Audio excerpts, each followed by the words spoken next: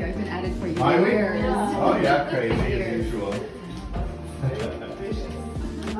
I got a day off yesterday. Thank you. It's nice weather. Thank you. You're welcome. It is. Thank you.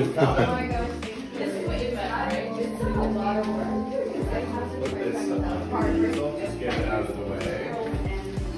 Okay, now we don't want tape wrapped around the front, so let's rip some of that off.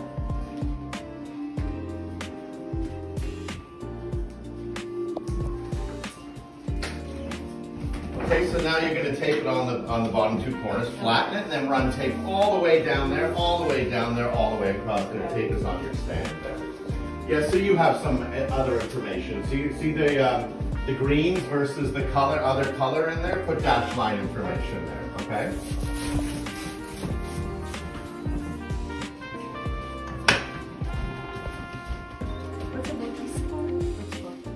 Yeah, well, you can see that I started to show you what to do there, but you didn't finish it really, right? See, there's another shape in there. Okay, yeah, so get some dash lines in there, then I'll take a look at it and see if we need some more. Your dash lines within the shading should be very strong, so you can see it through the shading, you know what I mean? Right up to that. What are you working on? I have no idea, but I would like to.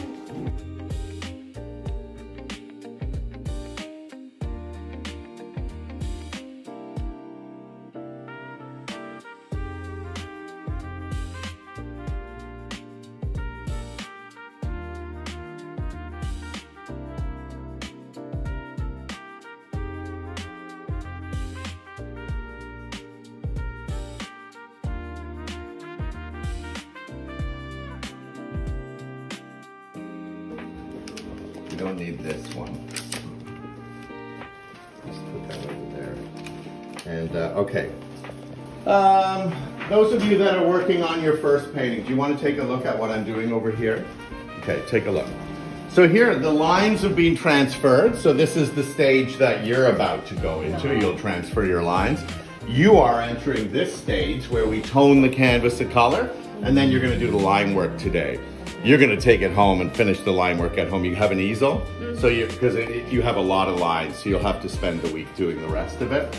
So once the lines are all transferred, that's the drawing, isn't it? That's the drawing information, so that's great. We've got it all for us now. So what we do now is we're going to shade all the darks we shaded on here with pencil and on here, but we're going to use paint to do that. That's done with a dry brushing process. So what we do is we use brushes that are worn down, that aren't brand new. So you can see how worn down that brush is. See it?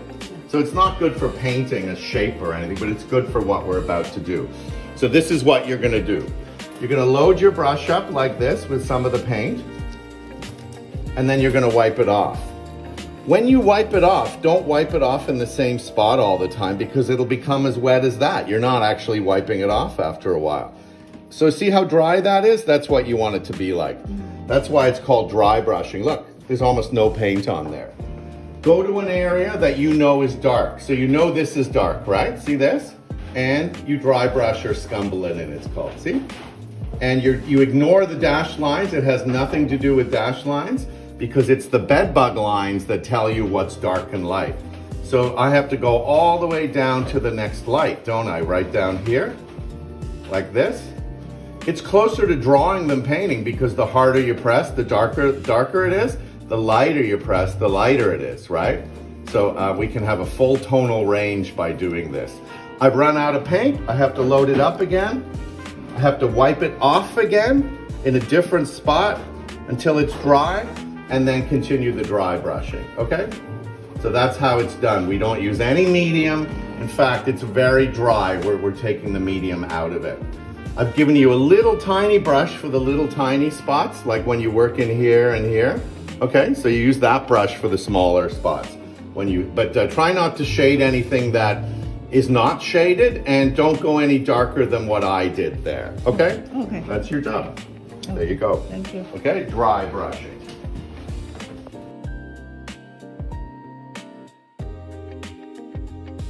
Oh my gosh, did you wake up at night and think about it? Yes. Liz. Nice, like, yeah, you have nightmares. Oh my God. You can do it. Gotta make it perfect. Is it your first?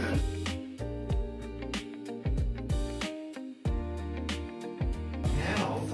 In the early Renaissance, they painted on copper. What they're moving to now is alu panel, which is two pieces of aluminum sandwiching a piece of plastic. Look how stable that is. It expands and contracts at the same rate as oil paint and humidity. So that's why they're moving to this. Paintings on copper are in the best shape of any paintings historically. Thank you. Because they expand and contract at the same rate. Oh, there's lots of cookies. We can glue canvas to this. That's essentially what this is. Now, students use these. They've been used for hundreds of years. They're called academy boards. And they're great because we can cut them with a knife and resize them really easily. They're easy to carry, so they're good for students to use. Once you put it in a frame, it's absolutely solid and it'll be in better shape than a canvas like that. Come on in here. They used to paint on copper, and they would prime the copper or sand it. Yeah, copper. Yeah, the early Renaissance painters painted on copper. And I'm not sure how they knew it, but yeah, it expands and contracts to exactly the same rate as oil paint with humidity and heat and that kind of thing. But wood doesn't. So when they made wood panels or had a wood frame and stretched canvas on it, canvas is expanding and contracting at a different rate than the wood, than the oil paint, and everything cracks. So that's why they're in bad shape. Did you take the plastic off that and just throw the plastic in the garbage can? And that's why people are moving to alu panel. Aluminum is like copper. And that's what they most professional painters that do commission work on aluminum.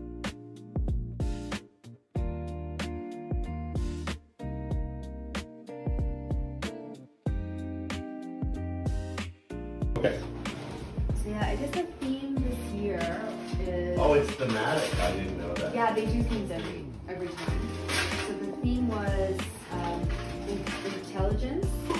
Oh, so biomass intelligence. Yeah, so it was mushrooms. Individual AI. information overload. Did you see much AI? Like, you're not allowed to show AI derived art, are you? So they did. They They did. Oh, okay.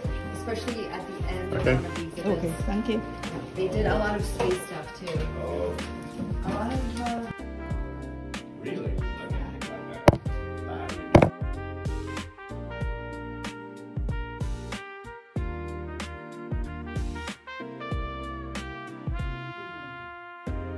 Yeah, that's dark. That's dark.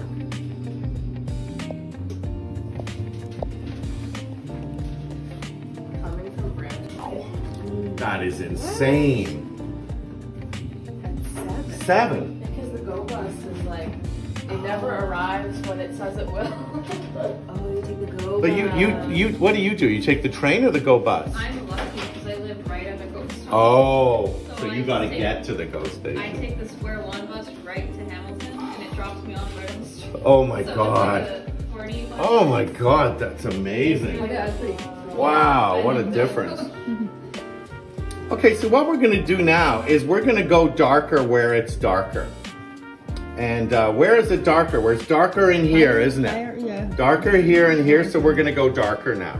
And how we're gonna do that is we're not gonna wipe off as much paint. So we're gonna leave a little bit more paint on our brush, and you're gonna go into that area that's darker, and you're just gonna make it darker now. Okay? But you're gonna paint it flat. You don't want any lumps. You don't want anything like that. You see that? So you're just making sure that it's nice and flat.